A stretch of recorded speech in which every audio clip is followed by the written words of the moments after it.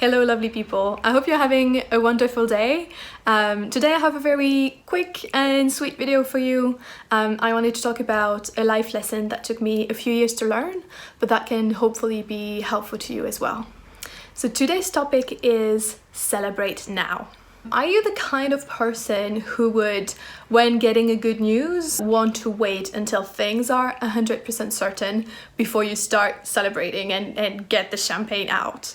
That was definitely me. So with things like a job offer, buying property, getting cool opportunities, oftentimes you have a delay between the moment you get the news and the moment things are like concrete and you're 100% sure that they're going to happen. So when you get the job offer, there's often like a delay before you get the contract signed because you need to negotiate. There's a little bit of paperwork and things like that. So for me, I would wait until things are sure before I let myself be happy and celebrate.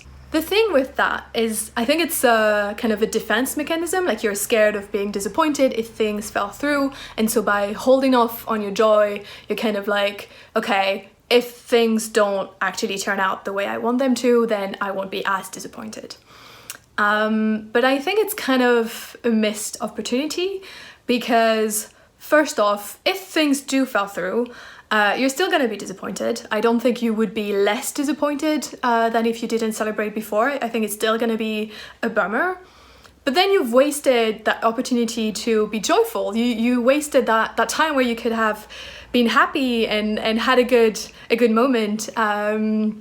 So it's kind of a shame. But actually, if things do go through and that good news turn out into reality, you get the signed contract, you get to buy the place that you bid it on, or the cool opportunity turns into reality. Well, by the time that happens, it's very possible that your initial surge of joy will have dissipated. And so it's another wasted opportunity. Like you can still celebrate, obviously, and you should, but it's very likely that the initial excitement and joy will have worn off. So it's again a missed opportunity.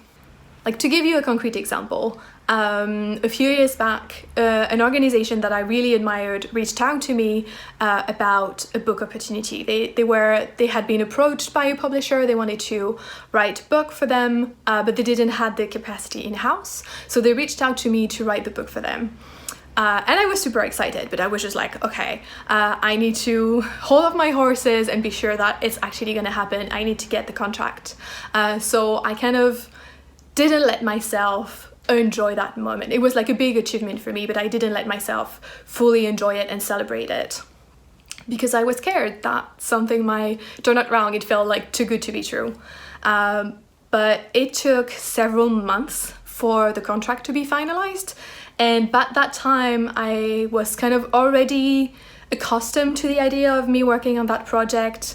As you go forward, like by the time you get the contract, you kind of expect that it's gonna happen and everything's gonna be fine. So again, that initial joy wasn't as strong anymore. So I wish that I had enjoyed it at the time. And same with the process of writing a book. I thought that my book being published would be the highlight of that moment. I would be so excited, but it's such a long process with a lot of different steps that when you get to that point, it's not as life-changing as you expected. So if you're like me, I would encourage you to switch your perspective and celebrate good news now as soon as you get them. Because again, if they don't happen, then you would still have had that moment. And if they do happen, then you get to celebrate twice. So it's all for the better. I hope this was useful and that you will get a lot of things to celebrate. I hope you have a great rest of your day and I'll see you in the next one. Bye bye.